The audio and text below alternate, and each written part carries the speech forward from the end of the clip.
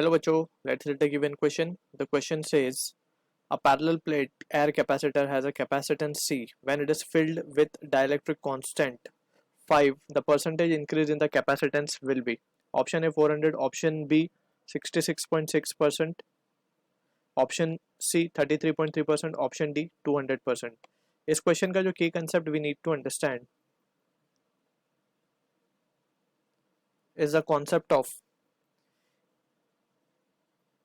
capacitance with dielectric, यानी कि capacitance में कितना चेंज आता है when dielectric is inserted. So हमें पता है कि capacitance when there is no dielectric present between the plate of capacitor, हम इसे फॉर्मूला लिखते हैं A epsilon naught upon D. ठीक है. एंड विथ डायलैक्ट्रिक की अगर हम बात करें so it is c dash is equals to a k epsilon naught upon D. ठीक है ना, यानी कि कैपेसिटेंस के टाइम बढ़ जाता है on inserting a dielectric of dielectric constant के. ठीक है. सो ये basic understanding we need to have. अब यहाँ पे जो सिचुएशन हमें गिवन है उसको अगर हम एनालाइज करें तो हमने हाफ उसमें डायलैक्ट्रिक कांस्टेंट की value k equals to 5 given है हमें, हमने ये फिल कर दिया half of the space between the parallel plate. अब हमें यहाँ पे पता लगाना है कि कितना परसेंटेज इंक्रीज हुआ होगा कैपेसिटेंस के अंदर. तो फर्स्ट केस हम लेते हैं when no dielectric is inserted, no dielectric is inserted. तो कैपेसिटेंस की वैल्यू हम मान लेते हैं A epsilon naught upon D, where A is the area of plate, D is the separation between the plate and epsilon naught permittivity of free space. ठीक है. तो ये हो गया हमारा फर्स्ट केस, को हम कह देते हैं एक्सप्रेशन नंबर 1. ठीक है. अब second case when dielectric is inserted, when dielectric insert कर दिया हमने तो ये सिचुएशन बनेगी जो हम देख सकते हैं डायग्राम में गिवन है. ठीक है.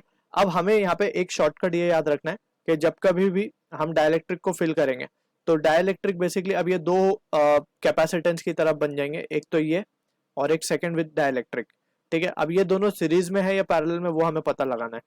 तो यहाँ पे हम ये याद रख सकते हैं जब भी सेपरेशन डिवाइड होगा, जब भी सेपरेशन डिवाइड होगा तो वो सीरीज में होगा. हम SSD वर्ड को याद रख सकते हैं. सेपरेशन सीरीज में सेपरेशन डिवाइड होता है हमेशा. ठीक है ना. तो अभी यहाँ पे separation between the two plate is not getting divided, right, but area divide हो रहा है. यहाँ पे area of plate is getting divided, तो ये दोनों पैरेलल में होंगे. ठीक है. तो इस तरीके से हम याद रख सकते हैं. तो यहाँ पे अब हम क्या निकालेंगे, सी इक्वलेंट या फिर सी डैश बोल देते हैं when dielectric is been inserted. So C dash दोनों का इक्वलेंट होगा. तो पैरेलल में हम क्या करते हैं, C1 प्लस C2 करेंगे हम. ठीक है ना. तो C1 तो एयर वाला ही है. अब यहाँ पे हम एरिया डिवाइड हुआ है तो A/2 लिखेंगे, A/2 epsilon naught upon half field बोला गया इसीलिए A/2 ले रहे हैं, A/2 epsilon naught upon D, separation तो सेम है, प्लस C सेकंड, यानी कि सेकंड के लिए अगर हम लिखेंगे कैपेसिटेंस तो इट विल बी, एरिया तो है A/2, अब K की वैल्यू है 5 एप्सिलॉन नॉट अपॉन डी. यहाँ से अगर हम A epsilon naught upon D को कॉमन निकाल लें बाहर, A epsilon naught upon D can be taken out as common, तो यहाँ क्या बचेगा 1/2 प्लस 5/2 जो क्या हो जाएगा 6/2 यानी कि 3, यानी कि 3 A epsilon naught upon D from equation 1 can be written as C.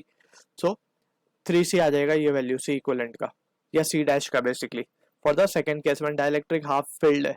ठीक है. So now we can calculate the percentage increase. So we can write percentage increase किस तरीके से हम निकालेंगे, जो भी चेंज होगा that is C dash minus C upon the original value into 100. So C dash हमें मिला है 3C minus C upon C into 100. ठीक है. तो ये वैल्यू आ जाएगी हमारे पास. इनिशियली हमारे पास C था तो हमने C नोटेशन बेसिकली एक ही हो गया. सो ये हो जाएगा 2C upon C, that is 200 will be the answer for this question, जो कि मैच होगा हमारा ऑप्शन डी के साथ. सो यहाँ पे जस्ट एक कंसेप्ट हमें ये याद रखना था कि डिवीजन किस तरीके से होगा, तो हमें सीरीज और पैरेलल को ध्यान रखना है. ठीक है. So I hope you understood the solution. All the best.